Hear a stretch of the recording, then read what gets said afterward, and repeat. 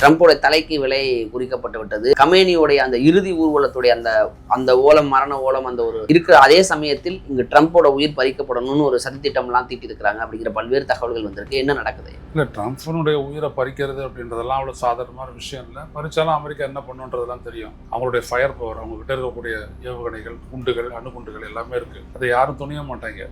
அது வேற அதாவது இயக்கங்களை வேணா அந்த மாதிரியான ஒரு முயற்சியில் ஈடுபடலாமே ஒழிய அமெரிக்காவுடைய பிரசிடென்ட்டை வந்துட்டு யாரும் அணுகலாம் முடியாது.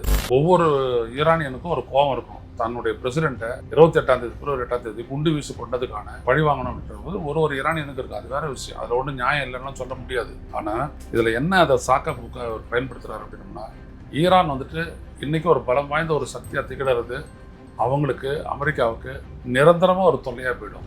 இஸ்ரேலை பொறுத்த வரைக்கும், அமெரிக்காவை பொறுத்த வரைக்கும் ஈரான் வந்துட்டு ஒரு அன்ஃபினிஷ்ட் ஏஜெண்டா, அவனை ஒழிச்சு கட்டிடணும் அப்படின்றது வந்து அவங்களோட அன்ஃபினிஷ்ட் ஏஜெண்டா. தலைமையை குறி வச்சு பார்த்தாங்க, ஆனால் அது நடக்கலை. தலைமை எங்கே பார்த்தாலும் வருது, எங்கேருந்து வேணாலும் அது வருது. ஸோ ஈரானுக்கு எதிராக அவங்க பண்ண அந்த ஸ்ட்ராட்டஜி ஈரானுக்கு எதிராக ஒர்க் அவுட் ஆகலை. ஈரான் பலமாக இருக்கிற வரைக்கும் இஸ்ரேலுடைய வசதிக்காக தான் அமெரிக்கா பல விஷயங்களை செஞ்சாங்க. அந்த போர் உட்பட அவன் வந்துட்டு அடங்க மாட்டாம அவன் தொடர்ந்து தாக்குதல் நடத்துறான். அப்ப அதுக்கு பதிலடியா என்ன பண்றான்? இவனுடைய ஆம்ஸ் வச்சுக்கிட்டு தான் ஹிஸ்புல்லா போராடுறான். இஸ்ரேலுக்கு எதிராக இஸ்ரேலை தாக்குறான். இஸ்ரேலை பலவீனப்படுத்துறத அரபு நாடுகள் உள்ளூர விரும்புறாங்க. இப்படியான ஒரு சிக்கல்ல தான் இப்போ அடுத்த கட்டமா அந்த போர் கொண்டு போறாங்க. ஒருவேளை அப்படி ஒரு அட்டெம்ப்ட் ஏதாவது நடந்தது அப்படின்னா அது ஒரு அணு ஆயுத போராக மாறி ஒரு பெருத்த சேதம் இருக்கிறது அப்படின்னு. எந்த அட்டெம்ப்ட் எதுவும் நடக்காதுங்க. இது வரைக்கும் அபிஷியலா ஈரான் இந்த மாதிரி எதுவுமே சொல்லலை. அப்படி ஒரு திட்டம் அப்படிலாம் எதுவுமே வெளியிடலாம். ஆனா இவர் ஏன் சொல்றாரு அப்படின்னா, அறம் நாடு நேயர்களுக்கு அன்பு வணக்கம். இன்று நம்மோடு இணைந்திருப்பவர் மூத்த பத்திரிகையாளர் ஐயநாதன் ஐயா அவர்கள். ஐயா வணக்கம். முறிந்தது போர் ஒப்பந்தம், இதுக்கப்புறம் பேச்சுவார்த்தை எல்லாம் கிடையாது, அதாவது பேச்சுவார்த்தையில் ஈடுபடுவோம், பட் ஒப்பந்தம்லாம் கிடையாதுங்கிற மாதிரி ட்ரம்ப் அவர்கள் பேசியிருக்கிறது. அதையெல்லாம் தாண்டி ட்ரம்போட தலைக்கு விலை குறிக்கப்பட்டு விட்டது. கமேனியோடைய அந்த இறுதி ஊர்வலத்துடைய அந்த அந்த ஓலம், மரண ஓலம், அந்த ஒரு இருக்கிற அதே சமயத்தில் இங்கு ட்ரம்போட உயிர் பறிக்கப்படணும்னு ஒரு சதித்திட்டம்லாம் தீட்டி இருக்கிறாங்க அப்படிங்கிற பல்வேறு தகவல்கள் வந்திருக்கு. என்ன நடக்குது? இல்லை, ட்ரம்ப்னுடைய உயிரை பறிக்கிறது அப்படின்றதெல்லாம் அவ்வளோ சாதாரணமான விஷயம் இல்லை. பறிச்சாலும் அமெரிக்கா என்ன பண்ணுன்றதெல்லாம் தெரியும். அவங்களுடைய ஃபயர் பவர், அவங்க கிட்ட இருக்கக்கூடிய ஏவுகணைகள், குண்டுகள், அணுகுண்டுகள் எல்லாமே இருக்கு. அதை யாரும் துணிய மாட்டாங்க. அது வேற அதாவது இயக்கங்களை வேணா அந்த மாதிரியான ஒரு முயற்சியில் ஈடுபடலாமே ஒழிய அமெரிக்காவுடைய பிரசிடென்ட்டை வந்துட்டு யாரும் அணுகலாம் முடியாது. அப்படி ஒரு அமெரிக்கன் பிரசிடென்ட் கொல்லப்படுறாருன்னா அது அவங்களுடைய உள்நாட்டுக்குள்ளே இருக்கக்கூடிய சதியாக தான் இருக்குமே ஒழிய வெளிநாட்டு சதியெல்லாம் இருக்கிறதுக்கு வாய்ப்பே இல்லை. ஏன்னா இவருடைய விமானம் போச்சு, நம்மளாலே பக்கத்தில் எல்லாமே எக்யூப்டாக வந்துட்டு போர் விமானங்கள்லாம் போயிட்டு இருக்குது. அதெல்லாம் பார்த்துட்டு தான் இருக்கிறோம் நம்ம. அந்த மாதிரி இங்கெல்லாம் இந்தியாவுக்கு வரும்போது எல்லாம் பண்ணாங்க அப்படின்றதெல்லாம் பார்த்தோம் அப்படின்னோம்னா, அவர் வந்துட்டு போனாலே நம்மளுக்கு சில கோடிகளை வந்துட்டு செக்யூரிட்டிக்காக செலவு பண்ண வேண்டிய அளவுக்கு அது ஒரு மோசமான ஒரு சிக்கல். அது அவர் அடைக்கிறதெல்லாம் அது வல்ல பிரச்சனை.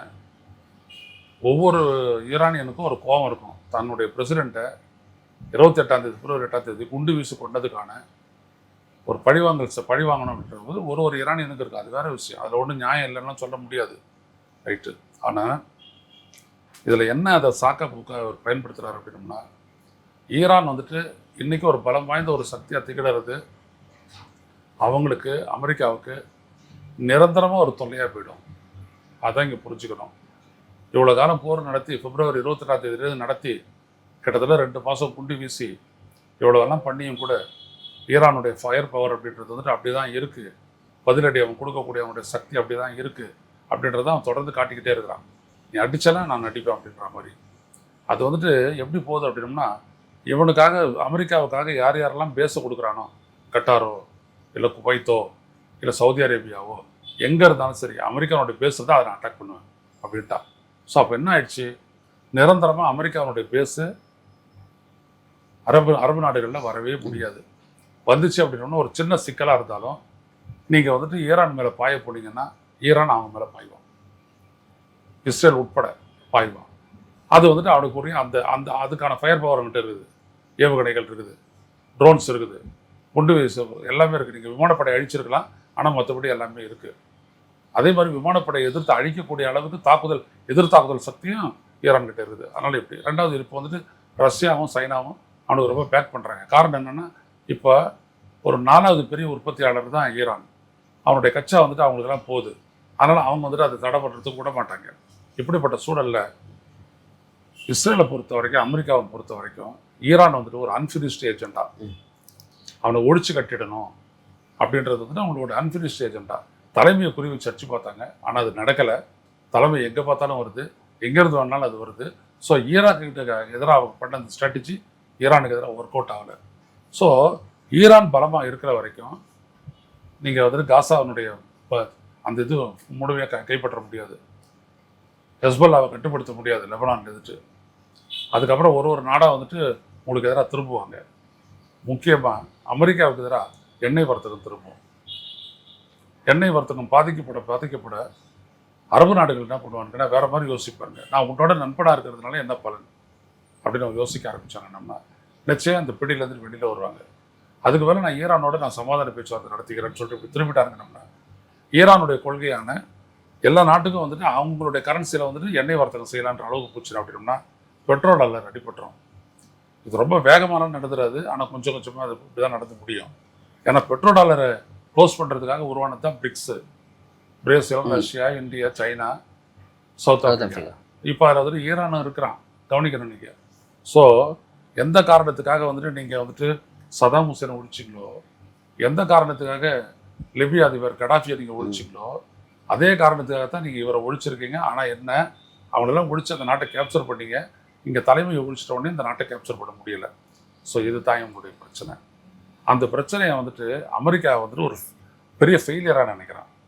இவ்வளோ தூரம் இருந்தோம், இத்தனை தூரம் 2 விமான தாங்கி போர்க்கப்பல்கள் எடுத்தால் அதை நிறுத்தியும் கூட இவங்களை ஒன்றும் பண்ண முடியலையே அப்படின்றது வந்துட்டு அமெரிக்காவுக்கு ஒரு பெரிய தோல்வியாக ஃபுல்லாக கருதுறாங்க American administration, not only Trump. இதுதான் இப்போ இந்த போருக்கு அடிக்கடி இந்த போர் நிறுத்தத்தை வந்துட்டு முடிச்சுக்கிறேன். இப்போ அவனுடைய கடற்பகுதியில் தான் இருக்குது ஹார்மூஸில் என்ன விதமான சார்ஜஸ் அவன் வசூல் பண்ணணும் அப்படின்றது வந்துட்டு அவனுடைய முடிவு. அதை கட்டாது சில கப்பல்கள் போச்சுன்னா அவன் தாக்குதல் நடத்துவான். அமெரிக்கா கட்டுப்படுத்த முடியாது.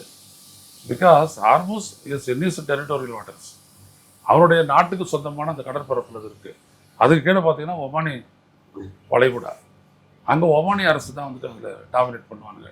அப்போது இந்த 2 இடத்துலையும் வந்துட்டு அமெரிக்கா தனது ஆதிக்கத்தை நிலைநிறுத்தலை அப்படின்னோம்னா எதிர்காலத்தில் அமெரிக்காவுக்கு மெடிட்டரேனியன்லேருந்து ஆரம்பித்து ஹார்மூஸ்லேருந்து இந்த இடம் வரைக்கும், பெர்சியன் கல்ஃப் வரைக்கும் அவனுடைய இன்ஃப்ளூயன்ஸ் இருக்காது.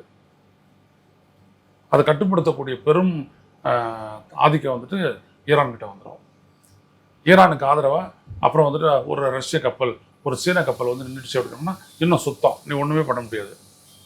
அவங்க எந்த நிலைக்கு கொண்டு போவாங்க. போதா குறைக்கு அவனோட நார்த் கொரியா இருக்கிறான், அவனுடைய மிசைல் பவர் என்னன்றது தெரியாமல் இருக்குது. ஸோ இப்படிப்பட்ட ஒரு சூழலில் தான் அப்படியும் போக முடியாமல், மெல்லவும் முடியாமல், முழுகவும் முடியாமல், தாண்டவும் முடியாமல் நடுக்கடலில் சிக்கின ஒரு கஷ்டத்தில் ட்ரம்ப்பும் அமெரிக்காவும் இருக்குது. ஸோ இன்னொன்று என்ன பண்ணுறான்னா, நீ இவனுடைய நட்பு நாடு அப்படின்னு சொல்லிக்கிட்டாலும் கூட இஸ்ரேலுடைய வசதிக்காக தான் அமெரிக்கா பல விஷயங்களை செஞ்சாங்க, அந்த போர் உட்பட. அவன் வந்துட்டு அடங்க மாட்டாமல் அவன் தொடர்ந்து தாக்குதல் நடத்துகிறான். அப்போ அதுக்கு பதிலடியாக என்ன பண்ணுறான், இவனுடைய ஆம்சை வச்சுக்கிட்டு தான் ஹெஸ்புல்லா போராடுறான் இஸ்ரேலுக்கு எதிராக. இஸ்ரேலை தாக்குறான். இஸ்ரேலை பலவீனப்படுத்துறத அரபு நாடுகள் உள்ளூர விரும்புகிறாங்க. இப்படியான ஒரு சிக்கலில் தான் இப்போ அடுத்த கட்டமாக அந்த போர் கொண்டு போகிறாங்க. ஆக அமெரிக்காவுடைய நோக்கம் என்னென்னா எப்படியாச்சும் ஈரானை மண்டியிட செய்யணும்ட்டு. ஈரானுடைய நோக்கம் என்னென்னா எவ்வளோ தூரம் தாக்கு பிடிச்சாச்சு, இதுக்கு மேலே திருப்பி அடிக்கிறது பலமான அடியாக இருக்கணும்ட்டு அவன் நினைக்கிறான். ஸோ இப்படிப்பட்ட சூழலில் தான் இப்போ இந்த போர் அடுத்த ஸ்டெப்பில் எடுத்து வச்சுருக்குது. நான் ரொம்ப முன்னாடி நான் சொன்னேன், ஒரு அடி நீரோட்டம் இருக்குது. அது என்ன அப்படின்னோம்னா யூதனுக்கும் அரபுக்கான சண்டை இது.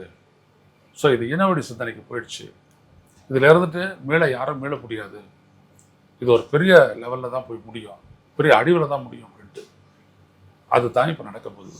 இப்போ ட்ரம்ப் இன்னைக்கு காலையில் இந்த செய்தியை பார்க்கும்போது உங்கள்கிட்ட சொல்லும்போது கூட நான் உயிரோட இருக்கேன் அப்படிங்கிறது சந்தோஷம். ஏன்னா என்னுடைய உயிருக்கு வந்து ஆபத்து இருக்குது, ஆனால் என் உயிருக்கு என் தலை குறி வைக்கப்பட்டால் 1000 ஏவுகணைகள் காத்திருக்கிறது, ஆல்ரெடி உத்தரவிட்டாச்சுங்கன்னா சொல்கிறாரு. இப்போ இது அடுத்த ஒருவேளை அப்படி ஒரு அட்டம்ப்ட் ஏதாவது நிதிங் நடந்தது அப்படின்னா அது ஒரு அணு ஆயுத போராக மாறி ஒரு பெருத்த சேதம் இருக்கிறது அப்படின்னு எடுத்துக்கிறேன். எந்த அட்டம்ப்ட் எதுவும் நடக்காதுங்க. இது வரைக்கும் அஃபிஷியலாக ஈரான் இந்த மாதிரி எதுவுமே சொல்லலை. அப்படி ஒரு டிக்டம் அப்படிலாம் எதுவுமே வெளியிடலை. அவங்க சொல்லுவாங்கன்னா பட்வா அப்படிலாம் எதுவுமே வெளியிடலை. ஆனால் இவர் ஏன் சொல்கிறாரு அப்படின்னா, நான் அதான் சொல்ல வரேன், அமெரிக்கா பிரசிடென்ட்டுக்கு ஆபத்து வருதுன்னா அது அமெரிக்காக்குள்ளே தான் வரும். அவனுடைய பவர் சென்டர்லேஸ்லாம் அது வரும். இப்போ அவருக்கு துப்பாக்கி வச்சு சுட்டான்னாங்க, இப்படி காதை உரசிட்டு போயிடுச்சான். அப்போ தெரியல இது கதைன்ட்டு. அந்த மாதிரி தான். ஸோ இப்படிலாம் எதுவுமே நடக்கிறதுக்கு வாய்ப்பு இல்லை. அமெரிக்காவால் மற்ற நாடுகளுக்கு, நாட்டு தலைவர்களுக்கு பாதிப்பு ஏற்படலாம். அமெரிக்க பிரசிடென்ட்டுக்கும் வந்து மற்ற நாடுகளால பாதிப்பு ஏற்படுறதுக்கு வாய்ப்புகள் குறைவு இல்லைங்கிறது தான். ஏன்னா அந்த உள்நாடுகள் சரியாக நடந்தா மட்டும்தான் உண்டு. வாய்ப்பே கிடையாது. அவருடைய விமானத்தெல்லாம் நீங்க எடுத்து ஆடவும் நீங்க படிச்சு பாருங்க தெரியும். ஸோ அதனால பெரியதோ அமெரிக்க பிரசிடென்ட் தான் ரொம்ப பவர்ஃபுல் அப்படிலாம் காட்டிக்குவாருங்க அவங்க ஒரு மாதிரியான ஜோக்கர்ஸ் விடுங்க, பவர்ஃபுல் ஜோக்கர்ஸ். அதாங்க இப்போ மீண்டும் வந்து ஒப்பந்தத்தை மீறி போர் தொடக்கம்ங்கிறது போன்றுதான் தாக்குதல் தொடருது. இப்போ அவங்க தாக்குதல் நடத்துறாங்க. மீண்டும் ஈரானுடைய துறைமுகத்து மீது அமெரிக்கா நேற்று தாக்குதல் நடத்திருக்கிறாங்க. இது தொடர் மீண்டும் மிகப்பெரிய அளவில் போராக தொடர் தாக்குதலாக அது மாறுமா? இதனால் மீண்டும் ஹார்மூஸ் மூடப்பட்டு கச்சா எண்ணெய்களுடைய விலை இன்னும் அதிகரிக்கிறதுக்கான ஒரு அபாயம் ஏற்பட்டிருக்கு. கச்சா எண்ணெயை பொறுத்த வரைக்கும் என்ன அப்படின்னா, அங்கே ப்ரொடக்ஷன் பாதிக்கப்படுறது அரபு நாடுகள் விரும்பவில்லை அப்படின்றது அப்போ சமீபத்தில் எடுத்த முடிவு. ஒரு நாளைக்கு 1,00,000க்கும் மேற்பட்ட பேரல்கள், 10 லட்சமும் 1 லட்சம் பேரல்களுக்கும் அதிகமாக நாங்கள் உற்பத்தி பண்ண போகிறோம் அப்படின்னு சொன்னது காரணம் என்னென்னா, எண்ணெய் வர்த்தகத்தை நீங்கள் முடக்கிறீங்க அப்படின்னா உலக அளவில் முதலீட்டுகளுக்கு அது பெரிய ஒரு சவாலாகிடும். புரிஞ்சு போச்சுங்களா? அது இன்வேறு எப்படி என்ன பண்ணோம் அப்படின்னா முதலீடுகளுக்கு வேற ஒரு வாய்ப்பு போகும். அப்போ ஆட்டோமேட்டிக்காக கோல்டு விலை இன்க்ரீஸ் ஆகும். ஸோ இது வந்து பொருளாதாரத்தினுடைய ஒரு சாதாரணமாக நிலவக்கூடிய சகஜ நிலையை வந்துட்டு பாதிக்கும். ஒன்று. ரெண்டாவது விஷயம் வந்துட்டு அவங்களுடைய ரெவென்யூ அடிப்படும். மூணாவது விஷயம் நிரந்தர பகையை நிரந்தர பொறுமையை எட்டு செல்லும். அதை எந்த அரபு நாடும் விரும்பலை. ஸோ அதனால தான் இவரை ட்ரம்ப் நினைக்கிற மாதிரி இவரை போரை ரொம்ப நினச்சபடி உக்கரப்படுத்த முடியாது. அவங்க எதிர்ப்பாங்க. ஏன்னா ஒரு அமெரிக்கன் இருந்தால் கூட அந்த இடத்த நான் குறி வச்சு தாக்குவேன் அப்படின்னு நான் ஈரான் பிக்கு உங்களுக்கு நடுவில் மோதல் உச்சகட்டமாக இருந்த போது. அதனால் இதுக்கெல்லாம் ட்ரம்ப் வரமாட்டார். அதுவும் சொல்ல வரேன்னே, பாதி முழுகிட்டாரு, மிச்சத்தை முழுங்க முடியல மரப்பாம்பால். ஏன்னா கொம்புகள் வெளில நீட்டிக்கிட்டு இருக்குது. தலையை முழுகினா தான் முழுங்க முடியும். ஜீரணமும் ஆகாது, கக்கவும் முடியல. அப்படியேப்பட்ட ஒரு சூழல் தான் அவருக்கு. என்ன நடக்குங்கிறத பொறுத்து வந்து பார்ப்போம். நேரம் கொடுத்ததுக்கு நன்றி ஐயா.